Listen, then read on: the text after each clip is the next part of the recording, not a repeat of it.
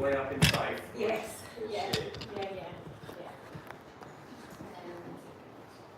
We are live on YouTube. Okay. Okay. Wonderful. Hello, YouTube. Good evening.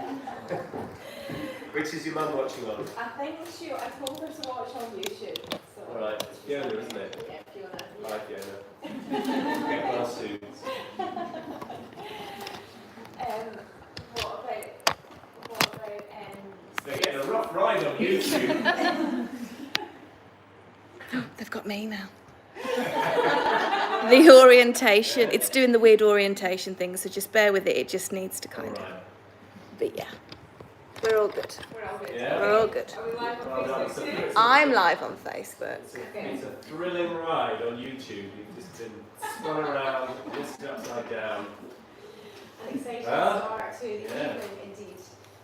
Okay, well, now that we're all good and set in person, online, on the internet, I'm delighted, Patrick, to welcome you to the studio here at G&G. And we're very excited about you coming. And yeah, we just really appreciate you giving your time and your busy schedule. My pleasure. Chatting. Lovely to see the Patrick, place. go way back. We do, yeah. Well, I came from a sewing bee meeting this morning. Straight from sitting next to Esme and Co. Prepping the challenges for Series 12. The high-flying life of Patrick Ghani. Yeah. Well, actually, I think we did, so Series 11, which will be out soon. I know the date. Okay. Are you allowed to say the date? I don't think I am allowed to say the That's date. okay. But We'll take some. but- We're happy with that. I mean, well, also because I think weirdly, I think it doesn't actually become an official date until it goes in the Radio Times. No, That's genuinely, like I think that's the a rule. marker. Like once it's in the typically Radio Times, with it's the definitely BBC, happening. there's just something really, traditional about that. Yeah, no, it's really BBC. Like it's not real until it's in the Radio Times. But I think you should have some kind of announcement about it within the next fortnight. It's not very long away. I mean, we finished it. Seems like forever ago, I can imagine. and because it's going to be out later than normal, we'll actually be almost finished filming the next one before the final of the last one, which is kind of mad. But World of telly. the world of telly. Anyway, there is nothing yet. There's been rumours, all sorts of strange rumours circulating. I understand. Yeah. It's a very boring reason why it's something to do with iPlayer. That's it.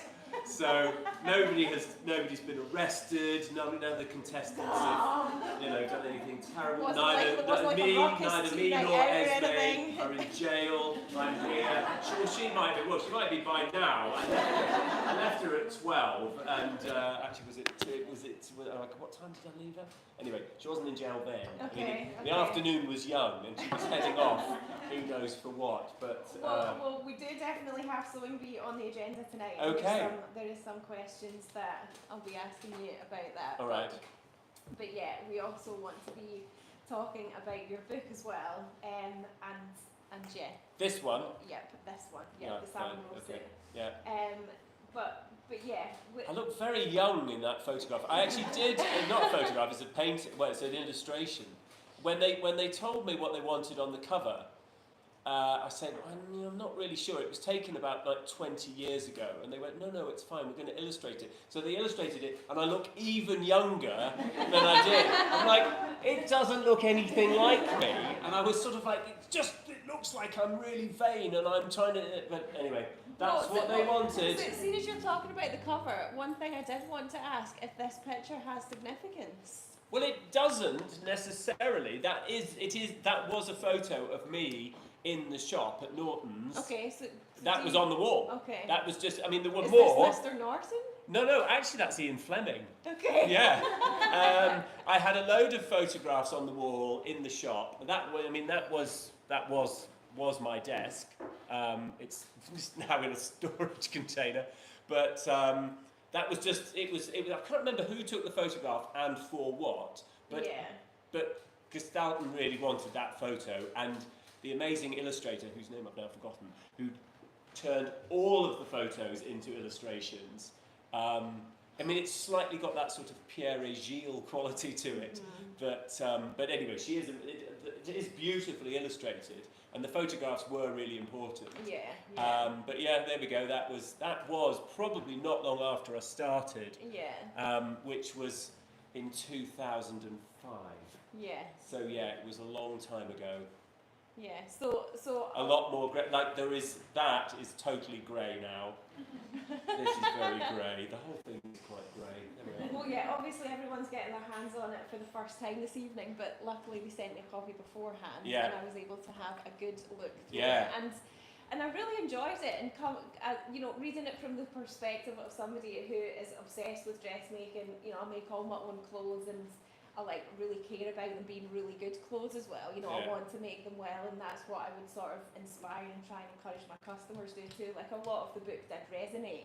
Essentially that's what that whole world is about, isn't Yeah. it? It's like the detail and the precision, and actually the thought and care and everything that goes Yeah. Yeah. into those clothes. Yeah. Well, you'll see when you read the book. The book is split between a series of little sort of essays about my time on Savile Row, how Savile Row works, because Savile Row is a fascinating Yeah. ecosystem of, rival houses Yeah. with staff who all work for each other and many times have trained in one another's houses. Everybody knows absolutely everybody's business. If somebody's gone skint, if somebody's got no work, if somebody's absolutely bursting at the seams, if somebody's done something terrible to somebody else, Yeah. everybody knows it, because the cloth merchants deliver cloth to us every single day. So one or other of them, Yeah. and there are probably half a dozen cloth merchants that we all buy our cloth from, and so we have the bunches in the shop from most of the good, Smiths and Holland and Sherry and Dormay and Scabal and Yeah. Lessers and W Bill and all these places, and their team come and drop off fabric every day. So when a customer orders a suit, we say, right, we want 3.5 metres of 89206 or whatever, and Yeah. they pop in with it. So they bring the cloth and they bring the goss, and they take our goss down the road, and it is this really amazing world that I really, I loved being part of for 20 years. Yeah. So it was 2005 that you. I started in 2005 Yeah. and I finished last year. So I sold Norton & Sons last year in order to buy community clothing back from the private equity people that we'd sold a big chunk of it to after COVID, when Debenhams went bust and I had no money to run community clothing.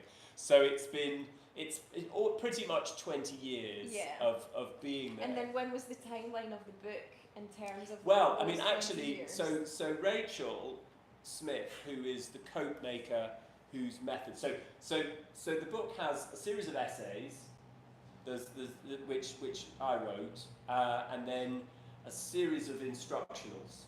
So step by step, jacket, trousers, waistcoat, and shirt. And what we did was we followed individual tailors' methods. So rather than try and aggregate to one sort of generic Savile Row method, we followed the specific method of one coat maker, one trouser maker, one waistcoat maker, and shirt makers down at Emma Willis, and documented their process from start to finish so that you could follow and make in their style. Because the houses on Savile Row employ the cutters, and the cutter is the person who cuts the pattern and fits your suit. But the sewing tailors are self-employed.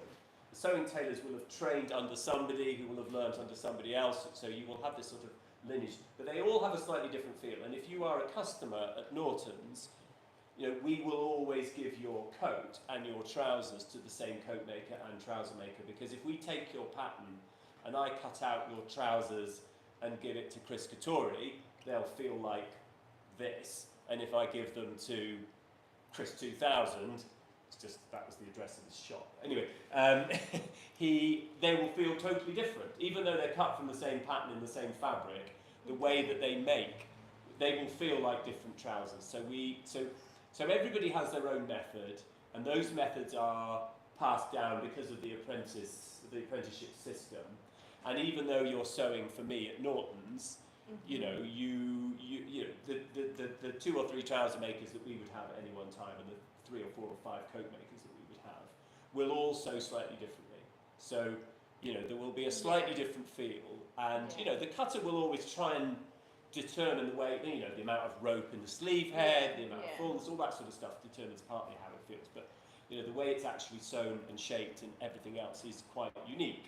And so we try and so what we've done in the book is try and just give you that one person. Yeah. And nobody has ever done that before. Nobody's ever sat down and written out the entire process. And I didn't. Ricky did it, thank God. But we sat and co-edited it and went through it all and did all of the diagrams. But to answer the question, that was a long way of explaining who Rachel is. So Rachel is the coat maker whose method is in the book, and she trained at Norton's. Well, she finished her training at Norton's. She started it at Deja Skinner, and before that she started it up in the Lake District. But we did a talk at Hatchard's in Piccadilly in London, and we were talking. Somebody asked that exact question, and she was there. And I couldn't remember, and she said, we've been talking about doing this book for about 8 years, and we were originally going to do it for Norton's 200th anniversary, which was, oh God, what year was it? 21. So they were founded in 1821. We were going to do it for 2021, but obviously COVID happened, and so we parked it and then got back to it. But also, we set about writing it with, so it's quite, I mean, as you'll see, there is a lot of technical detail in the instructional sections, and I originally got a technical sewing writer to do it, and they did one day with Chris, the trouser maker, and said, I can't do this. I can't, there is so much that he's saying and showing me that I don't understand. So I ended up actually getting, so if you train as a cutter on Savile Row, so on Savile Row you either go cutting or tailoring. So you're either a maker or a cutter and fitter. So you choose that path when you, well, sort of when you start. Some people switch lanes, but you sort of do that from the start. And then if you are a tailor, you will choose whether you do waistcoats, trousers or coats, and you will follow one or the other. Waistcoats is typically the quickest, trousers a little bit longer, and coats typically will take people between 3 and 4 years. Cutting takes about 5 years typically to learn. But if you learn as a cutter, you have to start by learning how to make waistcoat, jacket and trousers. You don't have to do a lot of it, but you have to do enough of it so that when you're cutting patterns you understand what's going on. And that's basically what I did when I started. I did enough that I sort of knew what was going on, but then left it all behind because I was running the shop and I didn't have, you know, I didn't have 20 years to learn all this stuff. But so Ricky, who wrote most of the tailoring sections, he was a cutter on Savile Row. He won the Golden Shears. He worked at Gibbs and Hawkes, and I knew him very well because he was in our shop. Like, the other thing is, it's a very sociable place. So if your workshop, you know, if you've got a nice workshop with nice people in, you get visitors all day. And they still sew. Like, they'll sew and chat all the time. It really seems like quite a tight-knit community. And what was that like for you going in there as somebody who? Well, I was a total outsider, but everybody. Were they welcoming? Yeah, but everybody that's new is new. You know, we get a new intake of apprentices every year.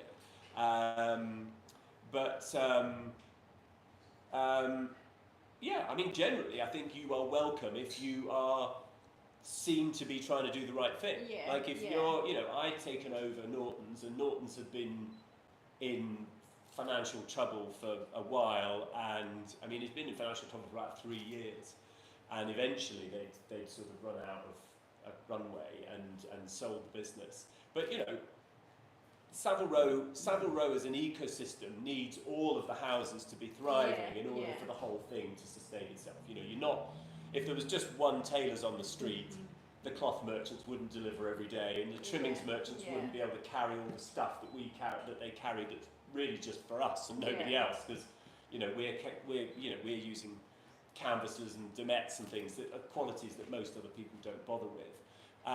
So the whole place has to have lots of thriving houses. I mean, there used to be 200. At its peak, there were about 200 tailors within the community that is called Savile Row. So obviously Savile Row itself is one street, but the Savile Row tailoring community stretches to about 10, 12 streets all around. And at the turn of the kind of 19th to 20th century, there were about 200, and there are probably only a dozen. I mean, the history of it's amazing. Like, there's a big chapter on the history of it as well. I found it really interesting, like the ones that still remain now, and they've got their own kind of take on it, or their own sort of style, but actually where that came from and how it kind of evolved as well. And it was like it was as if they were the sort of fashion designers of the day, or like some of them inventing what was practical then for what people were doing. I mean, the story of the different houses again is something that's really special and unique to that community, and it's funny because over the years that I was there, 20 odd years, I started off working with a guy called John Kent. And John was still is a cutter. John had started his career in the East End, Bethnal Green, and a tailoring shop down there, and had moved up to the West End and worked for a company called Hawes and Curtis, which then was a proper tailoring shop with proper shirt making, and then has now become something very different. Not the same business at all. But back then, they were a very prestigious tailoring outfit run by a man called Teddy Watson that John absolutely revered, and he was one of those kind of larger-than-life characters that sort of dominated the West End. He was famous for having told Fred Astaire to sod off and get his for having the temerity to ask for a tailcoat that was like the one that they just made for the Prince of Wales. So he got shown the door by Watson. This is so uncouth, out you go. And he went off and he got his coat made somewhere else. And they have dined out on the fact that they made, Astaire's coat for all this time, when in fact he actually wanted to have it made somewhere else. But the great thing about John, he had this incredible memory, and Stephen was the same, incredible memory for all of the stories of all of the different folk and houses and customers and all this stuff. So is that where a lot of the history A lot of it came from them, and because people do like to be a little bit liberal with the truth. I remember one of the other houses going through a period where they'd had a bit of investment and somebody had come in and there was a new creative director, and they were just spinning yarns that were just not true. And there were plenty of people still on the street who remembered how these things had gone. There was a story about one of the great characters of Savile Row was what's his name now? I've gone completely blank. Big in the 70s. Tommy Nutter. Tommy Nutter's star. Tommy Nutter was a really sort of salesman. Had great personal contacts. Brought all sorts of amazing people to Savile Row. Set up his own little house. It went gangbusters. He had Beatles and Stones and all sorts of cool people buying their kit from him. But it all fizzled out really, really rapidly. And then, he was on his uppers, as they say on Savile Row. Does everybody know the expression on their uppers? And it's sort of gone round cap in hand, just sort of begging for a job. And eventually somebody at one of the houses had said, "Oh, come on, we can make you a salesperson in our shop." But, that was rewritten as, "We hired the great Tommy Nutter to be the first creative director on Savile Row." We're like, this is total and utter piffle.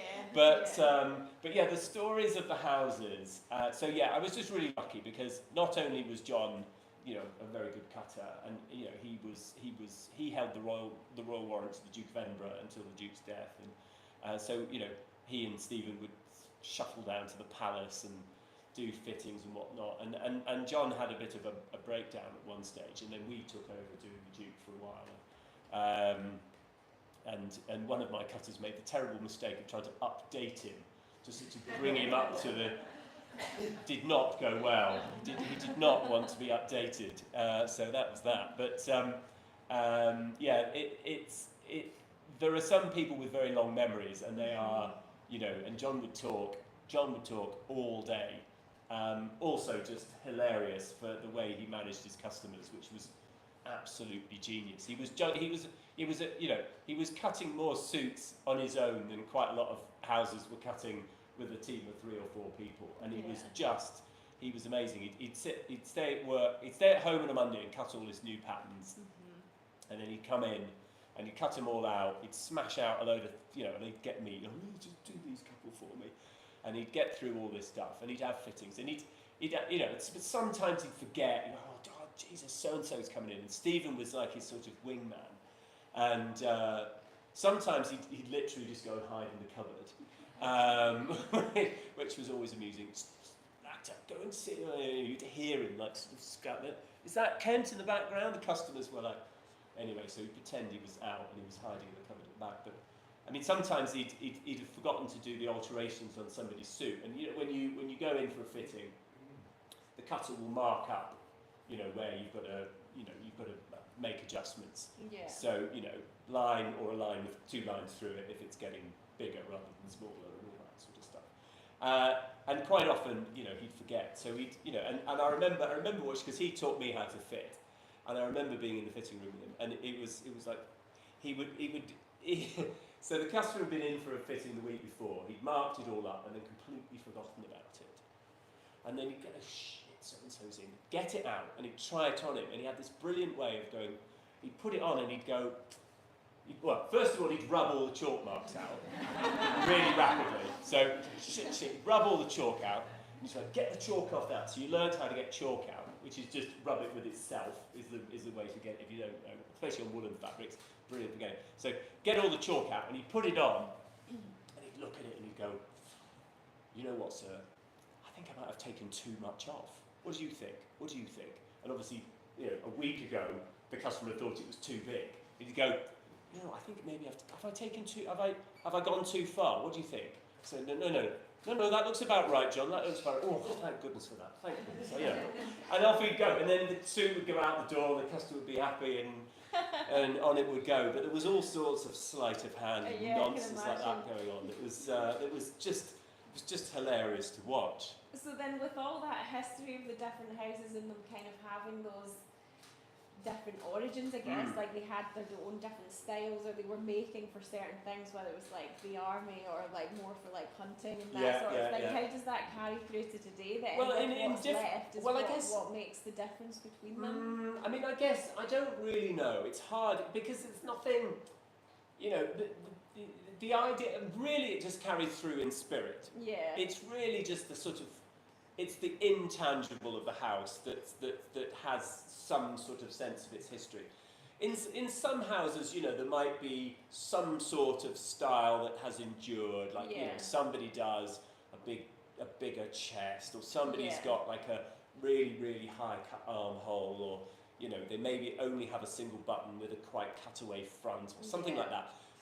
But often, the cutters change all the time, and the head cutter at House A might have trained at House B, and and spent 20 years at House C, and then moved in. So it's all, some of them. But I mean, so there's definitely a bit of sort of fluff around that. But there is a tangible sense of, you go in and you will feel some sort of affinity to the story of this house. So, Savile Row is not just about making really lovely clothes. Yeah. It is about, treading where somebody else has trodden. You are in the same fitting room that some kind of extraordinary, in some cases terrible, evil people have been, but mostly just extraordinary and nice. But, the checkered history of some of the people in some of these houses is sort of carefully swept away. But my neighbour Henry Poole, I remember they they made with Charles Dickens and a couple of others like early on, and they moved chop and threw away Dickens's patent. I'm like, it's like nobody knew who he was at the time, and they just binned it. But yeah, so those stories. So I've tried to tell those stories in the way that I know them. Yeah. You know, and I went and spoke to, because they were all my neighbours, and I get on pretty well with all of the bosses of all the other houses. So when I wrote the book, I did want to try and make sure that it was fair, but I also, you know, where I knew that there was some guff told about something at some point, I put it right for the record. And then it's all, you know, it's obviously condensed now. There's these 9 houses that are left from the hundreds that there were. What do you think the future is, given how, you know, it's not only just how what people wear in the fashion industry's changed, but, you know, people's jobs are different. People, you know, the demands of what people need to do in their day-to-day life, and the need for a suit, I guess, is is well, less. I think it you know, I mean, even in the 20 years that I've been there, it had already begun to change quite significantly before COVID kind of accelerated that process. But you know, men still wear jackets. They and sometimes they wear suits, but they don't wear suits in the way that they used to wear suits. I mean, it used to be the case that a huge chunk of Savile Row's business was people who worked in finance, people who worked in the city, and those guys don't have to wear a suit anymore. You know, in most cases they're wearing a pretty expensive shirt, a nice pair of chinos, a really expensive shoe, an eye-wateringly expensive watch, and that's kind of it. And a Uniqlo puffer jacket, sleeveless. But a lot of them still like to wear, you know, tailored clothes in all sorts of other situations. You know, if they're going out in the evening, they might throw on a jacket. If they're going away in the summer, you know, if they're on, you know, if they're somewhere nice, they will wear a light jacket in the evening. So there is still, I mean, A, the clothes make people look really good. B, they're really beautiful clothes. You get, you know, you have fabrics that you won't find really anywhere else, apart from the other tailors down the street. And the process is a lovely process, and the clothes have got incredible enduring value to them. And so it also feels like a very appropriate way, apart from the cost, which is obviously eye-watering. The idea that you only make the clothes that people have asked you to make. You make them in a way that hopefully they last forever. You know, there is absolutely no corner cut, no expense spared in the way that we make them. We want them to last 100 years if it's a jacket. We really genuinely do. And we will, obviously we use really lovely natural materials that mostly come from Scotland and Yorkshire and a little bit from the West Country. And we adjust them forever. You know, if you put on weight, we let them out. If you lose weight, we take them in. Happens less often. And we'll fix them. You know, we'll fix them, and we keep a record of the cloth, and the cloth merchants keep a piece, a little bit of everything that's been, you know, so, you know, if something goes wrong, we can find another bit. So the whole idea is that we are trying to make clothes in a way that has no waste at all, that, you know, albeit that they're expensive, and they are very, very expensive. And because I was going to ask about the accessibility of it, because you know, it's, obviously it would be so expensive, the amount of work that goes into it. Do you think that the amount of people who might have been able to afford a Savile Row suit has changed over time, or has it always been that there's only, like, you know, the top whatever percent of the population can actually afford it? Now we're going to start talking about wealth inequality. I didn't think we were going to get there that quickly. There are lots of very wealthy people. There are lots and of I guess there must be an international market. Oh yeah, it's very you know, the history of it, people want a piece of that history. We had customers from all over the world. We had lots of customers from America and Europe and Japan and China, and lots of other unusual places as well. And that's always been the case for the street. Certainly in America for the last 140 years, the tailors have travelled to the States, always had a big business there. There's no shortage of rich people. There are, you know,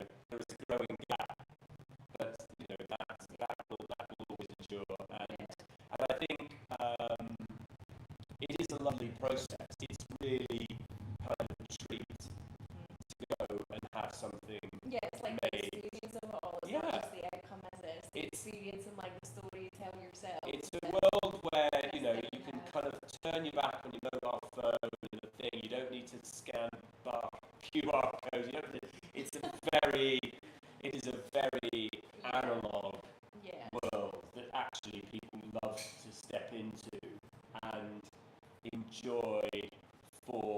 I mean, there are some who will answer, no, I can't talk now, I'm at my tailor's, which they quite tend to like doing, but most of them, like, the phone is off and it's just an hour of, you know, chatting about fabric with somebody like me who really likes fabric and can tell you stories about a lot of those fabrics. You know, one of the things that I did when I started at Norton's was to seek out and bring into the house a bunch of smaller mills that, you know, weren't supplying to the lunch makers, the cloth houses, and to understand their stories and to go and visit them and meet them and, you know, take pictures of their workshops and their looms and that was something that carried forward from Norton's into Etorts, which I did later, which was a ready-to-wear house that Norton's had bought in the 60s and I restocked. And that in turn led to Beauty Clothing. You know, that idea that you feel connected to not just the person who makes it, the person who made the fabric and the story behind that, you know, that mill. You know, obviously the customers at Savile Row love the idea that they walk in, the people that's making their clothes are there. You know, they can meet Martin, they can meet, you know, they can't meet Chris because he's on King Street, which is the other side of Regent Street. But, you know, they could take the time, they could, you know, they could meet Rachel. They were lucky enough to see the voice they made her on the options to London. She's there in Sunset, and she's to work on Super and move to the family. But that, you know, you could see it happening. You know, when you went into the fitting room, there was the workshop behind, and actually now the new owners, the new ownership, some of the same owners. In fact, it's actually all the same owners, one of them's bought Mark, so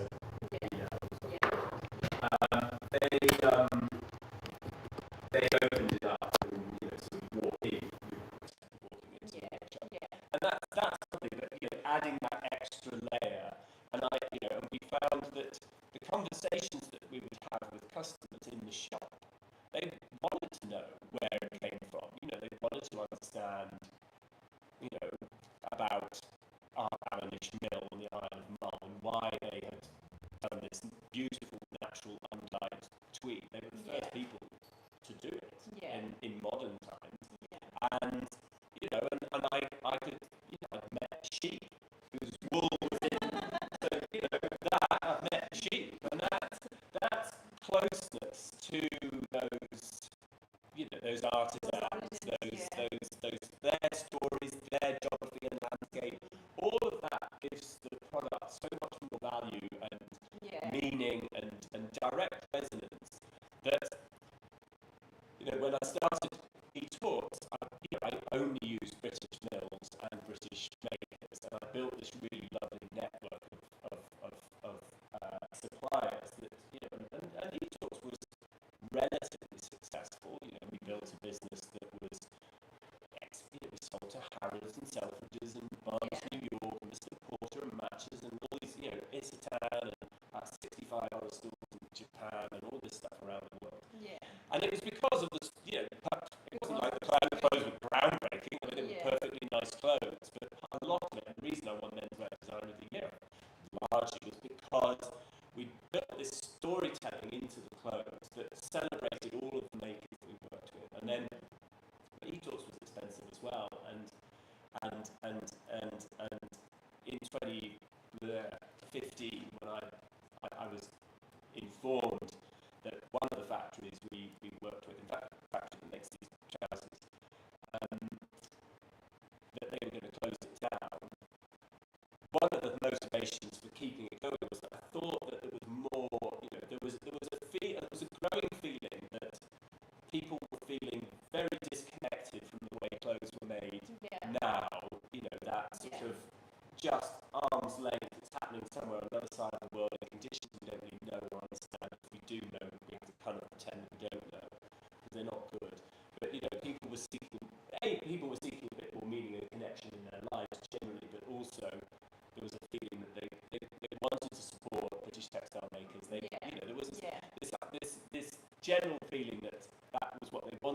they couldn't because they were all really expensive. You know, Guthrie was generally relatively modestly priced compared to some of our competitors, Burberry and others.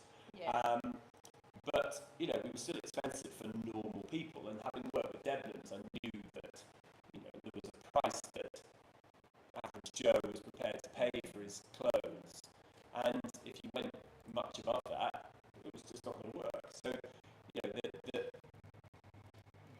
we took over that factory, and then from that we kind of sprung out community clothing. But community clothing is all about the same thing. It's this idea of giving people a chance to feel connected to the clothes that they own by telling the stories of the people who make them, and giving you a sense that you are part of that same world. These are our, this is our heritage.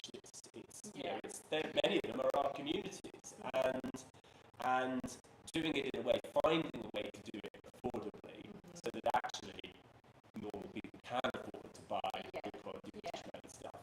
But it was always about the reason people like to buy from community clothing, and the reason people wanted to buy from stores couldn't afford, was really that connection to the craft and the history of that craft, and even just to the place. Many of the mills that we work with are in amazing locations. They're mostly hilly, sheepy, watery. You've got to have all that stuff going on. And those are places that have a romance and a draw. There's a real, the Isle of Mull, the Isle of Harris. Who's been to Harris? Anyone here been to Harris? Hands right up. It's sort of magical, isn't it? And you kind of want it. You can't really believe you're in the UK almost. Well, on a sunny day out there, you're like, I remember going there once for a week, and we got uninterrupted blue sky. And we came back and the photos. Something about the Gulf Stream, it is like a little bit of there's something different about the weather there. I spent a summer there once, and people looked at the photos and were like, oh, where do you go? Tahiti? Like, that's Muscantire Beach and the Isle of Harris. But feeling, there is a reason that people leave that island with bolts of cloth. That you want to feel all that connection to that stuff. And, you can't help but fall in love with Donald John Mackay and his Clacty Loom and the view out over the Macaire and the beach and the dolphin. It's amazing. And I think that's one of the things, again, that started with Norton's. Just understanding how we really do want to have these connections in the stuff that we buy, and it makes us feel happy to, in the same way that those of you that buy fabric from Lauren will, when you wear it, it gives you partly also you've made it yourself, which is another layer of wonderful value that you've added into it. But, it just feels good.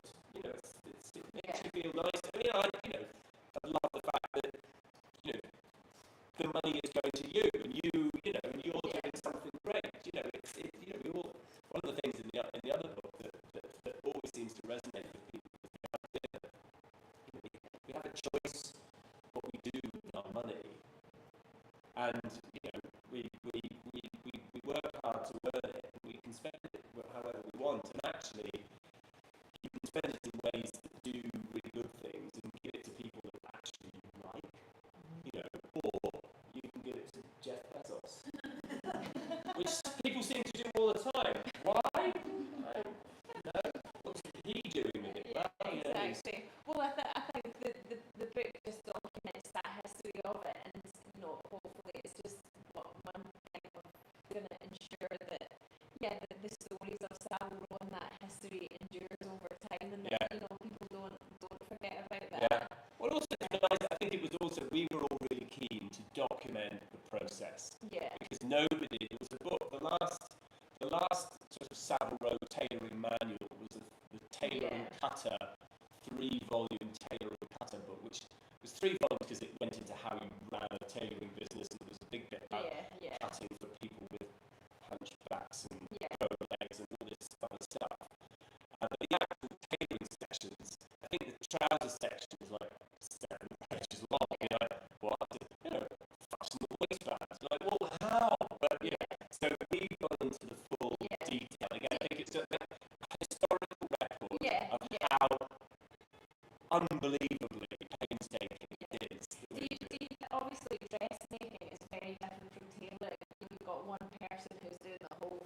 start to end, whereas actually, you know, and reading the book, you realise how split up it is and how specialised and divided it is. But do you think there's anything that a dressmaker can take from the book into their own learning or hobby?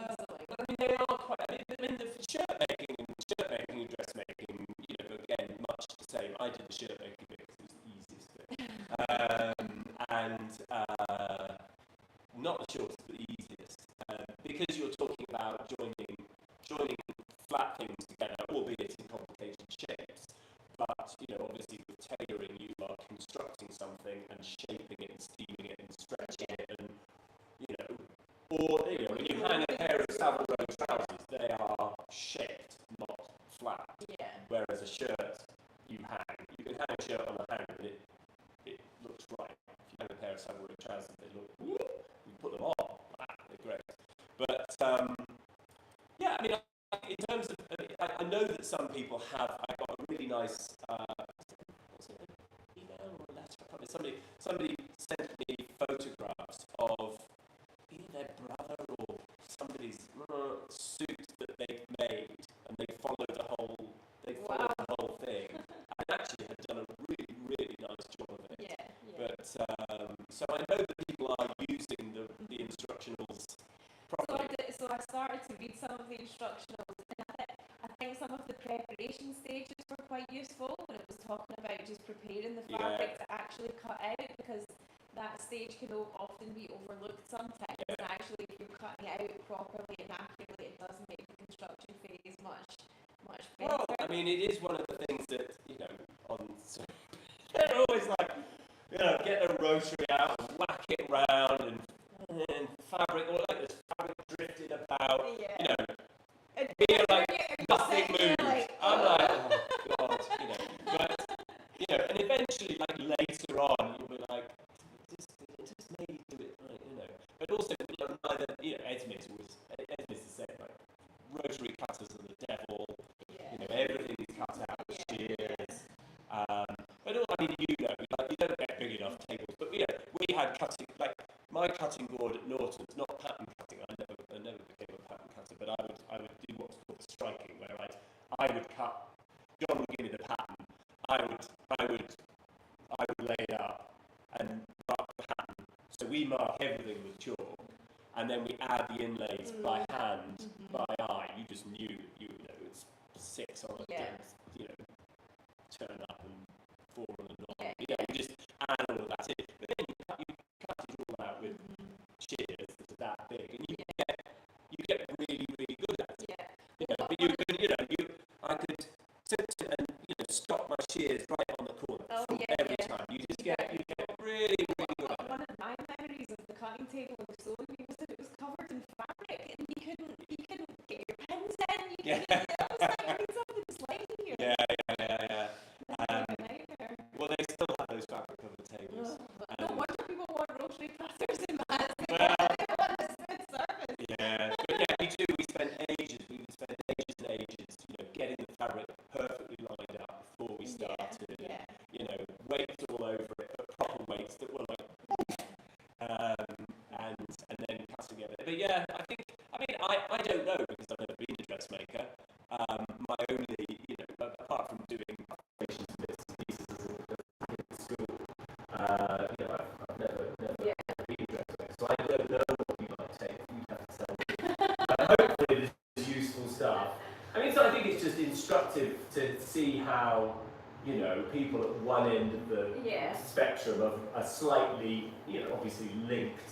Well, I think also what it does give you is just that insight and an eye-opener into the different stages and how specialised it is, because it's very common as dressmakers that we can feel rushed sometimes, or we can think that we're not very good at something. We're like, oh, I've made it and it's not really finished very well, but actually, you know, you have to practice so much. And I found that a lot of time as adults we can be very hard on ourselves when we're learning new skills if we're not good at it within like 3 or 4 times we think we're just rubbish, and that's not the case. Like, it takes practice, it takes, you know, lots of learning, and that's what tailoring illustrates, is the, you know, the patience and the hours. It's just the hours spent. They can spend 6 months just learning how to put collars on. Yeah. 6 months on facings. Like, and that's 6 months, 40 hours a week, every week. It's not, you know, the odd hour here and there. Yeah. To be that good takes time. Yeah.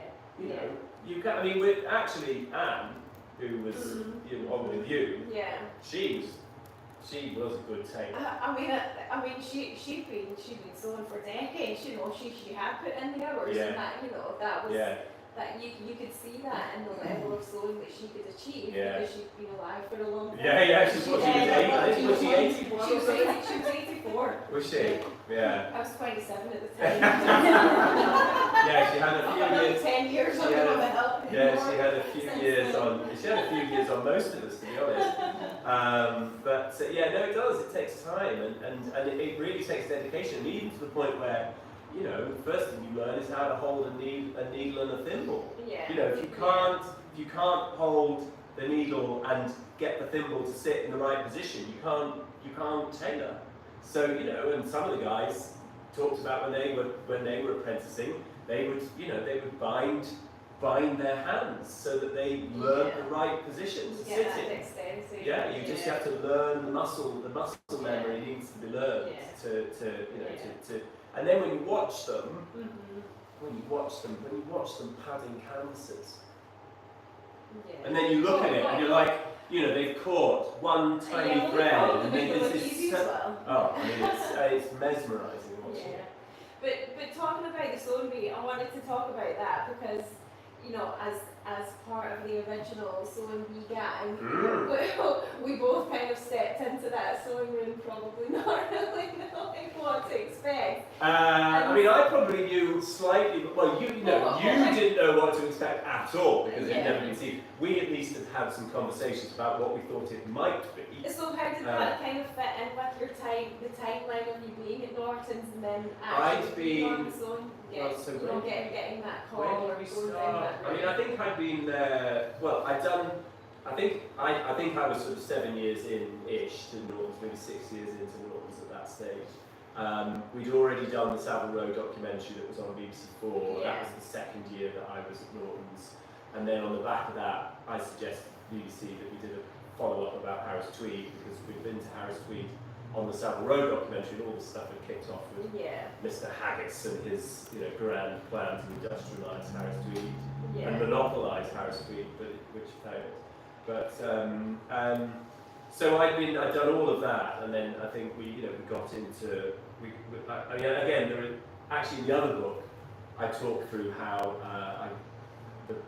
how I got into sewing bee and the sort of stages. So you'd already been involved in TV before that? I'd done a little bit of documentary telly, but never anything formatted like sewing bee. Nothing that was a competition.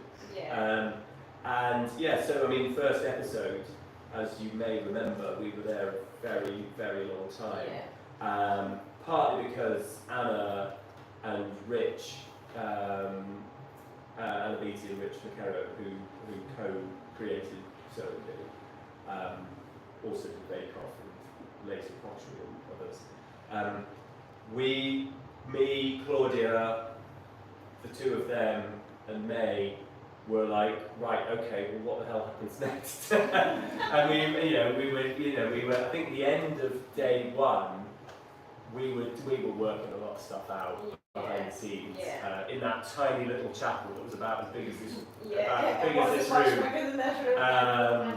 But it worked. I think we got it. I think I'm really delighted to say that obviously we got it right. We got it right because it did twice as many viewers as the Bee had hoped for in that first year. Have you got any sort of standout memory from that experience of like first filming it, first judging it? No, I don't know. It was just like different from what you expected, or? I remember losing it completely. I can't remember if you remember, but certainly I can because it was really fun. So the early series of Sewing Bee, when you watch it, I don't know if you thought it was really fun, but we thought it was really fun in the room. It was jolly. And there was lots of funny stuff happening, most of which actually didn't make the show.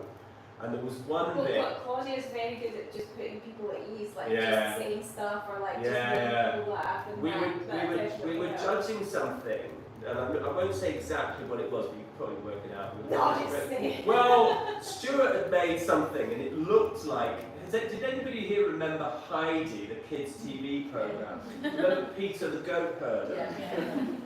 Well, Peter the goat herder wore these funny lederhosen, and you weren't supposed to be making lederhosen, but Stuart had made something that just I couldn't unsee Peter the goat herder in my mind, and I whispered it to Claudia, and she lost it, and then I lost it because she lost it, and then I don't know if you remember, we had to stop for a bit from recording because neither of us could stop laughing. So that was definitely memory from the first one. I mean, it was funny because when Joe joined, they were like, okay, we'll just leave all that funny stuff in. You know, there was stuff that would never have made the edit in previous seasons. That they were like, well, Joe's, you know, Claudia was madcap, but Joe was, you know, a whole other kind of distance away, and it would have, you know, and and Esme and I were having a really, really fun time, but all that stuff, you know, I remember like Joe didn't know what pogoing was, and like Esme and I were like, well, we'll show you, we just didn't, and then she ended up bouncing off me and flying halfway across the room and laughing like hysterically. And that would never have made it in series 1, 2, 3, and 4, but it did, and that sort of changed the dynamic of the show. It hasn't changed what happens in the room because it was always the same, but you know what you see as a viewer is more like what was happening in the room now because they've just let all the lol stuff happen, and they're much less precious. I think they were sort of when they first started. I mean, it was the same with Bake Off. It was quite dry. I mean, I don't mean the bread, but the general, it was drier, and then eventually, you know, it got, you know, Noel arrives and it goes full madcap. And I think the same thing, it is, you know, but occasionally people are like, oh, I wish there was more sewing. I'm like, well, you know, there's YouTube for that, hi YouTube. But, you know, we're making an entertainment show. Well, yeah, and I think being involved in it, you learn actually what is the difference between conveying an entertaining TV show viewing experience versus, actually a serious sewing the competition. reality of Oh, I mean, the reality of making the TV show. Yeah, it's different. It's not, you know, because you, all of you, because you all watch it, thank you, you know, you are seeing a very edited highlight. And do you think the challenges have changed over the series to kind of just that they lean more on that entertainment side? I don't know that they lean more on the entertainment. I think the edit gives you more of the entertainment, but the challenges I think have not. I mean, I think the challenges, like we don't do silly challenges. Like some of the challenges are really fun. I mean, actually, we were just coming up with. The customizing ones are usually. Yeah. The transformation challenge has changed because obviously it was an alteration challenge when we did it, and it was alteration for the first few years, and then it became transformation. Some of those. Also, we've realised, especially now that it's gone to 10 episodes, that is a lot of challenges, and you need a bit of like relief in there. And if you don't, if it was all like serious stuff, people would just burn out. So the fun ones are as much to give the contestants a chance for like a breath and some lull as it is to make it more. It is there to just, you know, because they can't all be difficult and serious, and you know, we've just put one in the final that we think will be really funny for next year. Have you got like a standout memory or make from all of the finals? Like what sticks in your head? I mean, Asma's cornetto dress. I think everybody's Josh. Well, we ended up having to like, we were like, that's that then, isn't it? I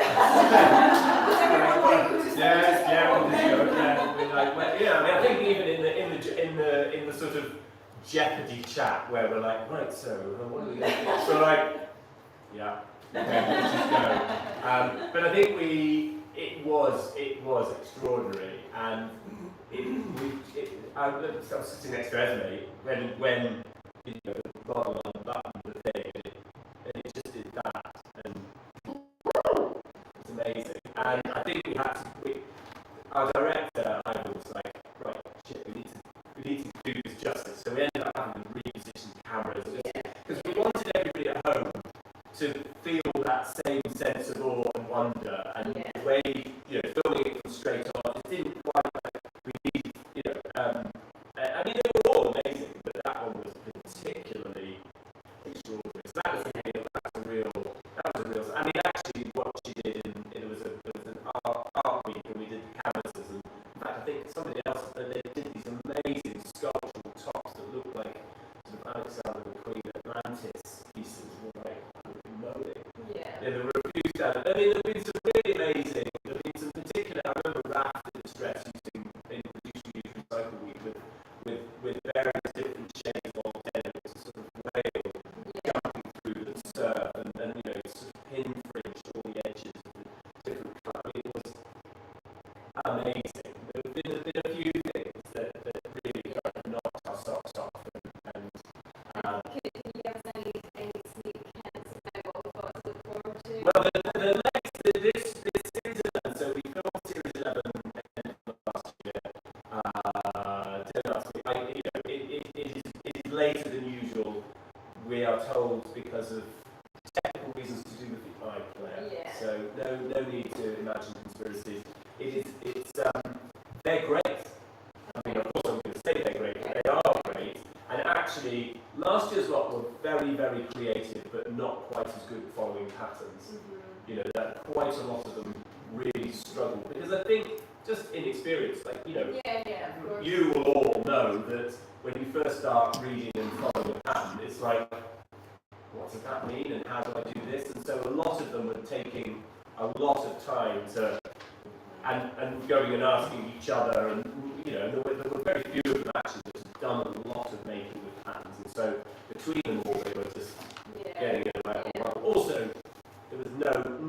I mean, again, you see an edited, like when you look at them scurrying around the haberdashery, it maybe looks like they're spending 15 seconds at it, but they weren't. We were like, not out at Guthrie Ghani on a Saturday afternoon, the clock is ticking, and they were just having a nice time. We were like, come on. So we don't allow 15 minutes for wandering around the haberdashery, trying everything. It's definitely more like running there and running back. And They ran there, but then they were like, ran upstairs and ran back. Yeah. So this year, it's nice actually, because I think that, I can't remember, the second or third one was our 100th show, and my 100th show as well. I think I'm the only person. One of our jib operator, Aaron, has done all of the series, but he's missed some of the episodes of some of the series. So you're actually I'm the only person that's done this. Yeah, I'm the last man standing. Thank you very much. And series 12, we'll start recording in. I think we do Christmas special first, which is the end of August, I think. I can't remember. Beginning of September, we start as well. We put most of the challenges to bed. The cast has been finalised. They look lovely. I saw their pictures for the first time. They may not know that they are cast yet. It was only signed off yesterday by BBC. So yeah, struggles on. Exciting. Yeah. Excellent. Well, does anybody have any questions before we start? They can be really simple. They don't have to be intelligent questions. Nobody. Come on. Yes, there we go. How do you choose cast? I don't happily, because I am a judge. I think it would be a bit. I think it would be a sort of odd conflict of interest for everybody to have anything to do with the casting process. We did in the early days, I was saying to Flora earlier, before we had a well-established sewing team as part of the production team, May and I actually got involved in the casting of the first series, just to look at what they'd sewn and rate it. But the way it's done is that sewing is rated,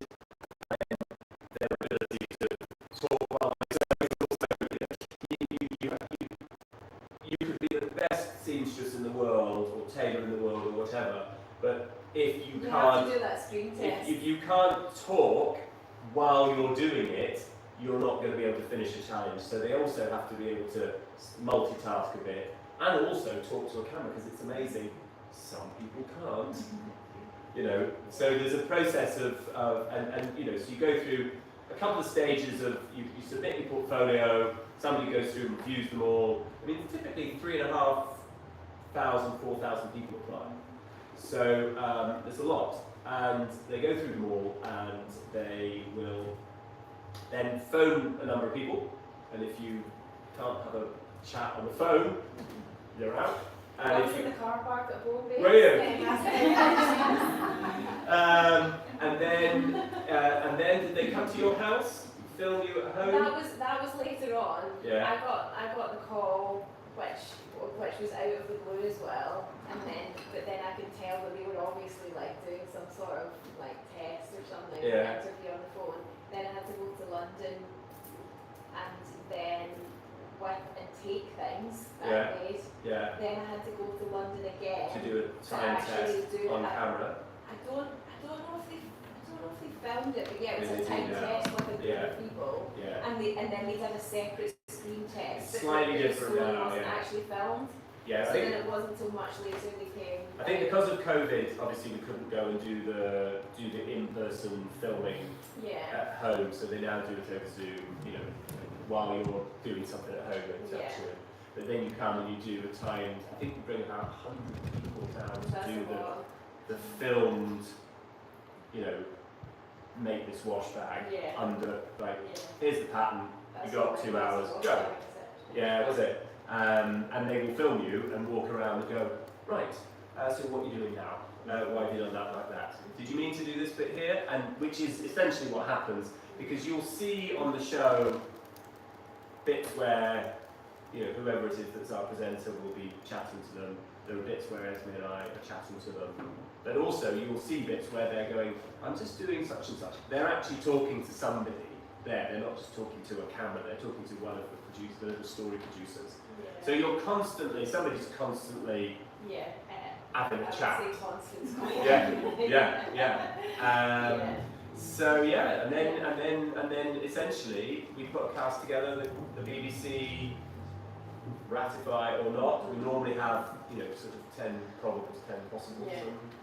and then off we go. And quite a lot of the time, people that nearly make it reapply, Yeah. and there's Yeah. quite a few people that say, well, you know, I applied 3 times and didn't quite make Yeah. it. Eventually Yeah. got on. Yeah. But yeah, they're a great cast this, Have we this got year. another question at the Hello! One of our youngest audience members. Why did you choose my mum to win the sewing? Sorry? Why did you choose my mum to win the sewing? Why did I not choose your mum to win the sewing? Very good question.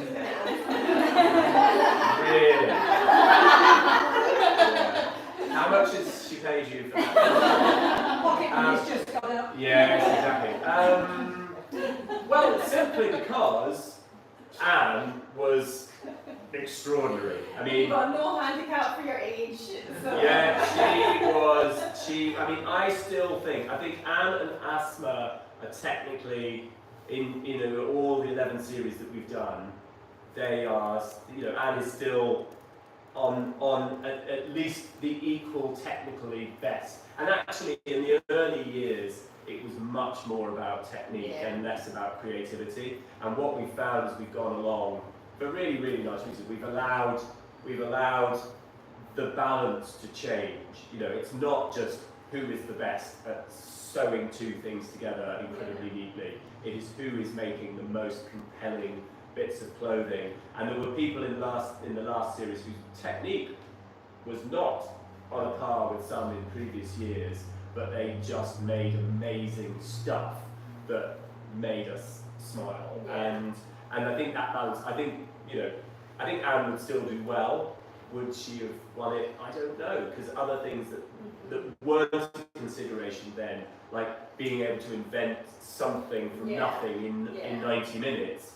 Other people are really good at. I mean, there were a couple of contestants in last year's show who were just ace at that, and there have been people over the years who've been just brilliant at that bit. So Peter, who in a couple of middle series, first technically wasn't that amazing, but Yeah. in first transformation challenge, pulled out like a Vivienne Westwood outfit. We're like, oh my god, you know, in previous years he would not have gone as far because we had just been judging him on his technique, and now the show is much more interesting, I think, because of that. Excellent. So that's why.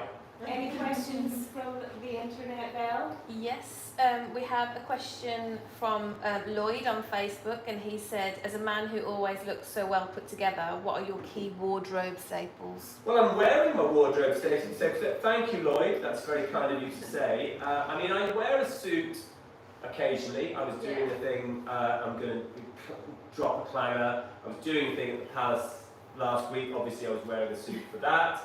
I tend to just wear a really simple grey suit. I have a few suits. I mean, actually, one of the suits, the first suit I ever had made on Savile Row, which I do talk about in the book, I still wear. It's just a grey herringbone, charcoal herringbone, Smith Woolens suit. Still fits me, thank God. So I wear sort of simple grey suits usually, and that's my kind of and a simple dark tie. And I, you know, my trousers are usually cut higher than what most people would imagine, but they're cut in a sort of classical Savile Row proportion, usually a single pleat, tie tucked in, because I hate that long dangly tie thing. And lots of people comment on the tie tuck in. I just think it looks better. It's very deliberate. But then the rest of my life I'm in this. So, you know, it's kind of warm here in Birmingham today. So I wear navy crew necks. I wear navy crew neck t-shirts, long sleeve t-shirts, lightweight cotton jumpers, lightweight woolen jumpers, middleweight woolen jumpers, really heavyweight woolen jumpers, and sometimes in the winter I'm wearing 2 crew neck navy woolen jumpers, a middleweight one and a really heavyweight one. And then these. I mean, these are community clothing field trousers. It's a trouser that we did for eTours back in 2014, I think, originally. Best-selling trousers we ever did. Like, weirdly achieved sort of iconic status in Japan. They're very wide. Yeah. They're very, very wide and they're quite long. They use loads of fabric. So that's a field trouser, based on an old army, 1950s army trouser. Yeah. So I wear these all the time. I also wear a trouser called the cameraman pant, which is another thing that we did that actually was inspired by the trousers that one of the cameramen was wearing on Sewing Bee maybe 3 or 4 years ago. And he was wearing these Japanese workwear trousers with they had an elasticated waist with a draw cord, patch pockets, heavy canvas trousers. And I was like, those trousers are awesome. Where are they from? Oh, I got them in, I don't know, Tokyo Hands or something in Tokyo. So I took a photo of them and we did a version of them. And I wear those a lot. So on the cover of Less, there's basically my wardrobe, which is, you know, navy crew neck jumper, the heavy crew neck jumper that I wear in the winter, which we call the fisherman jumper. This is my uniform. I kind of mostly wear these trainers as well now, because these are made in Bolton. These are, again, community clothing trainers. Made in Bolton in this really lovely old trainer factory that's been there since 1962, 3, something like that. I mean, I basically wear community clothing. That's my You have to wardrobe. rep, as I am also. We're repping. Any other questions, Belle? Yeah, this. Thank you, Lloyd. Interestingly, this one links to your conversation downstairs about the Guthrie Ghani fabric. So Janet on YouTube has said, what do you think about digital printing on fabric now as it's become so popular?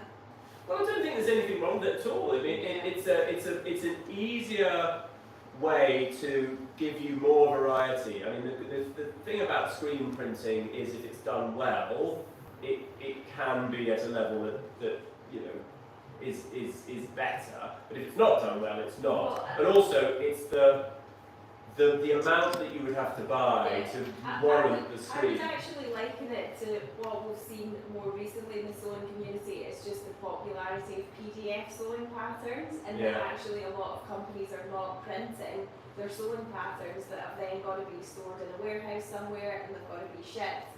And people might buy them and never make them, but actually if you have a PDF pattern, you print it if you need it. And then you've always got that file there, and it just changes the accessibility of something. You can be more reactive. You can be more reactive on quantities. You can test things in smaller quantities. We do a mixture of both. I mean, at torts we mostly screen printed, but as we were talking about downstairs, it's harder to find. I mean, for us, we try to, community clothing's whole point is to try and create jobs in the British textile industry. So we try and source, I mean, we make 100% of our clothes and shoes and socks and everything in the UK. Most of the fabrics are UK made. I mean, all of the jerseys and you know, the sweatshirt jersey, the single jersey, the pants, stuff we make our pants from. And obviously all of our knitted garments, again, a lot of that is completely vertical, so spun and knitted, spun, dyed, knitted, finished in the UK. But certain things we have to buy from elsewhere. There is no denim making. I mean, we sew the jeans, but there is nobody making denim because you can weave it, but there's no good finishers. And there's a lot of that. And so we don't do a lot of print anyway, but we are, you know, we're just talking, we're doing these completely plastic-free men's swimming shorts, which we've been doing a lot of plastic-free stuff recently. We've started doing plastic-free sportswear.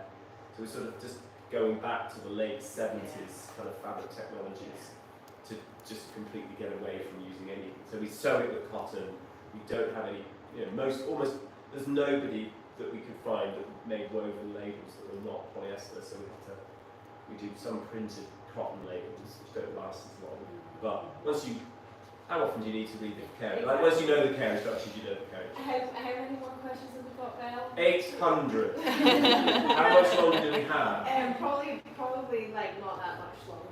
We'll try. Have you got another good one? We can do some quick fire ones. So what hand sewing needle brands are your favourite for tailors? I can't tell you. Okay. Next. Yeah. How much hand sewing goes into Savile Row Suits? I would On a percentage? on a percentage of time on the coat, 85% of it Wow. by time, because you pad all the canvases by hand. You sew the seams by machine, but the time, you know, the collar canvas padding, all of the shaping. There's a lot of shaping as well that's part of the hand sewing process. You know, you're putting tension on the brake line and all, you know, all of that stuff. You know, you're putting that in by hand. Yeah. So 80% on a coat. Less on a trouser, probably. By time, I would say probably 40-50% on trousers. Still more than like what we would consider in like dressmaking. Yeah. Okay, next question, Belle. Do you still do any pop-up shops? We are doing one the weekend after next at the Festival of Making in Blackburn. Has anybody ever been to the Festival of Making? No. It's such a fun, it's all sorts of making. So it's a bit of crafts, it's food, it's music, it's 3D printing stuff, it's electronics, it's robots, it's all sorts of stuff. It is super, super fun. And actually, George, so last year I interviewed Esme. I did interview Esme on stage last year. The year before I interviewed Keith from Pottery. This year, Wayne Hemingway, who founded the festival, is interviewing George So that's the Making Festival. The Festival of Making. Festival of Making. It's free, it's in Blackburn, it's the weekend after next. Blackburn. Okay, next question, Belle. A bit controversial, but who is your favourite co-presenter? Well, I had to. highly controversial. I mean, it's probably the one that we're with at the time, because that's the one that, you know, we're spending most time with. I mean, we're here in the hometown of the wonderful Joe Lycett. You know, nobody would ever be better We'll than be here in Joe. 10 minutes, everyone. He's on, he's always He's on, on he's in holiday. Spain. He's not coming. Okay, next question, Belle. Will you be doing more crowdfunding for community clothing? Well, we may in the future. So we just did a crowdfunder for community clothing, which was fantastically well supported, way beyond what we thought it would be. You know, we planned to run it for 3 weeks, and we had to shut it down after 46 hours. Wow. And quite a few. We did say to people, there is a good chance that this may close quickly, and then you know, we hit our minimum target within 3 hours. Wow. And then we did say to everyone, this is going quicker than we thought. If you want any of these shares, you better get a crack on. And then at the end, people were like, well, I didn't really think you meant it. We were like, well, we're really sorry, we didn't know that. So, not right now is the answer, but if ever something comes along that we do, that is the way. We had a pretty bad run-in with the world of private equity finance, and there's something wonderful about being able to fund your business through people who share the same desire for the outcome. Everyone that's invested didn't invest to make a 10 times return in 3 years like these guys are always wanting. We're suggesting that we're going to grow, and hopefully everybody's investment will grow with us, but their primary objective was to see us achieve our mission, which is create lots of jobs. And so we would, if ever we needed, so if one of our factories was going to be shut down or something, if we needed that sort of thing, I think we might reach out to our community again. So nothing firm, but you're open. Nothing firm, but we would absolutely need it Next again. question, we've got. She's being very stern. One more. So, do sewers on the Bee who have additional needs get any support over and above what other sewers get in order to manage time restrictions? Well, we try where we can to engage with anyone who has any sort of disability and ask them what we I think we made the occasional dispensation, but very, very limited, I think, because everybody that has been on the show, whether they've Linda, who was deaf, and oh gosh, I've forgotten her name now, who only had one arm. Oh my goodness. Jill, sorry Jill, if you're listening. Actually could do it anyway. And it was more amazing because we weren't trying to kind of work around it, and she made the show by merit. And so if we'd started making dispensations, then it would have, I think it would have undermined the competition and undermined how amazing they both were. So no, very limited. I think that some slight things. We had a signer for Jill. So we had a signer for Linda. That actually she didn't really need because she lit red most of the time. But we did have to make sure that we were speaking in her direction. But that was okay, have we got any other questions? We've got one in the room with a hand, with a finger, just a finger. It's now a hand, it's been upgraded. Okay. What are your top tips for making your clothes much more professional and Well, I mean, start. And 2 sentences. 2 sentences. Cut them out really accurately. Underpress them all the way, and give yourself enough time to press them. But press. Yeah, I second that. That's Helen, did you have a question? Yeah, mine was going back to when you were talking about sort of taking clothes out. So how much allowance do you leave into the clothes you're tailoring to be able to let it out, and how do you use that on the inside? We tend to leave about an inch on at least one side of every seam, and on some seams we leave an inch on both sides. So actually you can tend to let out a Savile Row pair of trousers That would be 4 inches. about 4 inches, and jackets actually about 5. Yeah. Okay. So that covers you for a bit. Any last questions? Aye. Do you still have friends and family who bring you their trousers to take off? No, thankfully. Well, no, but this is the great thing. I did it. Actually, my roommate and I did it at school for other people. We did haircuts and trouser hanging. Neither particularly well. Yeah. All the important extremities covered. But no, I have much better people for hemming trousers than I would always give mine to. If it was an emergency, I'd sort them out. And I actually find repairing really satisfying. So when I go to Sewing Bee, because we don't have overlockers, and I don't have an overlocker at home, and I don't have a cut and stitch machine at home. I take all my cycling stuff and fix all of that backstage. So I do. That is about all the sewing. Also I've got all the clothes I need. Great. Okay. Well, thank you so much for that My pleasure. And thank you again for fitting us into your busy schedule. And ladies, thank you so much for coming. It's been a pleasure to host you in the shop tonight. And really, I love having events like this because part of what we want to achieve and do here at G&G is just be able to bring the sewing community together. And actually, the history of this building, which I won't go into detail with things. Well, come on, we've got to wrap it up.